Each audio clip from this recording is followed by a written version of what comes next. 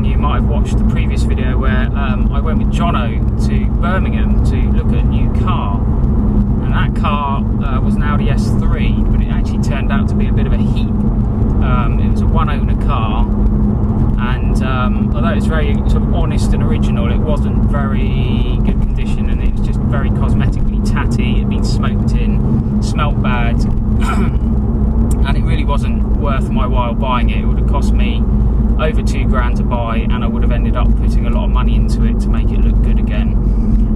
So I've left that for someone else to deal with.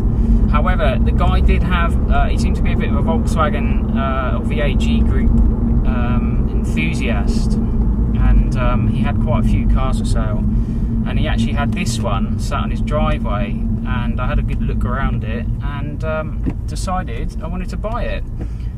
So what is it? Well, as you can see from the seats, it's a GTI, and it's a Golf. It's a Volkswagen Golf Mark IV GTI. However, it is a slightly more special model. It is a 25th anniversary edition, and they're quite rare. They made 1800 right-hand drive cars in black, red or silver. This is car number 11 out of 1800 and is in black, in pearl black, or diamond black pearl I think it's called. It's been very well looked after, it would seem, by the previous owners. It's wanted for nothing. It's even got the original correct spec Dunlop Sportmax tyres on it. So it's a very special sort of original car, and I paid £3,000 for it, which some might think is ludicrous for a Mark IV Golf that's nearly 20 years old.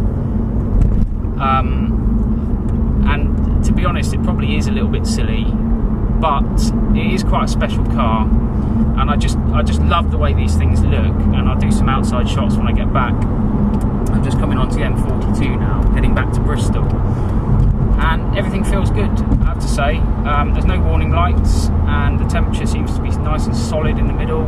I've done the tyre pressures, so I've checked the oil, I've checked the water, and it seems to just be getting down the road quite nicely. So hopefully we're onto a good car. Cosmetically it's very good.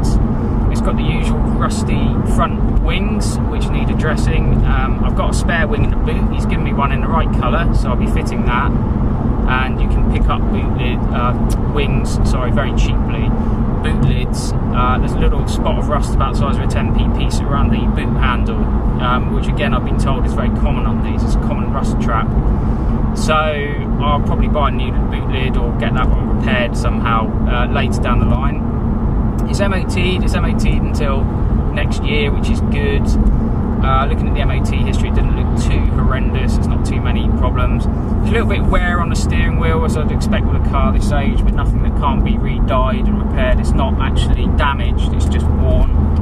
The leather has just lost its black colour, so that can be addressed. And generally speaking, the interior is actually very tidy, very nice indeed. Very few marks and stuff. The seats have held up really well. It's done quite a lot of miles. It's done 150,000 miles, but given its very comprehensive service history, and it has got a A4 folder with a big wad of bills in, from everything from wiper blades and bulbs right through to cam belts, water pumps, you name it, it's had it done. It's had the timing chain checked. They have a chain on one end of the engine and a belt on the other, and that's all been done. It's due a cam belt change probably in about a year's time, and I will do one just for peace of mind, I think, early next year. I'll give it a service as well. Might put some new coil packs on it. That's the old legendary problem with these, isn't it? The coil packs tend to fail. But first impressions, really good. The aircon's blowing cold. It's cruising here at 60 mile an hour on the M42 very comfortably. We're getting an average of 31 miles to the gallon, and that's creeping up, so very impressed with that as well. Yeah, it feels good, it feels solid. I'm just going to have a look around the car actually while I'm driving back, because I'm bored, I'm on my own. Radio seems to work. Does it? Seems to only work on one side, that's a bit of a problem, so I might need to have a look at that. I wonder if there's any CD. It's got a 6-disc changer. Let's see if there's any CDs in it. Oh, hang on, I think I have to turn the radio on. Let's turn it on and turn it down. Well, that doesn't seem to do anything. Not that I'm really looking to listen to CDs anymore. Do people still use CDs? Climate control works, so that's good. So I'm going to have a fiddle with the radio, I suppose, see if we can get it working. See if we can get it to both sides. I wonder if the balance is off. Oh yeah, it is. Is that because the right speaker's gone? Centre. Yeah.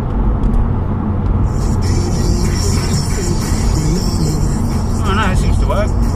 Oh good, that's one less job to worry about. Turn that off. So I won't bore you with any more details with me sat here, but we'll do a proper test on it, and what I'll do is I'll get it home, I'll give it a clean, or I might just run the video and we'll have a look round it and then I'll give it a clean, and I'll keep you updated on what I do with it, because both me and Jono were quite excited by this car. We both love these cars, and it's quite special. It's not an Audi S3 in the sense that it's got less horsepower. It's 180 brake horsepower, 1.8 litre 20 valve turbo, which was a bit of an upgrade on the earlier GTIs, which only had 150 brake horsepower. But yeah, it pulls really strongly. Gearbox feels okay, a little bit notchy. I think maybe the linkage might need a little bit of attention, but given the mileage and the age of the car, I think it's par for the course really. So I'll get this home, and we'll have a proper look around it, and I'll do some outside shots. It needs a few things, like I said, the front wings, the wheels would benefit from a refurb, and maybe a new set of centre caps as well. They are easy to get, well, I say they're easy to get hold of. Specialist clubs will sell you a set of centre caps. They're not cheap though, so that might have to wait for a bit while we get some other stuff done. But yeah, really pleased with it.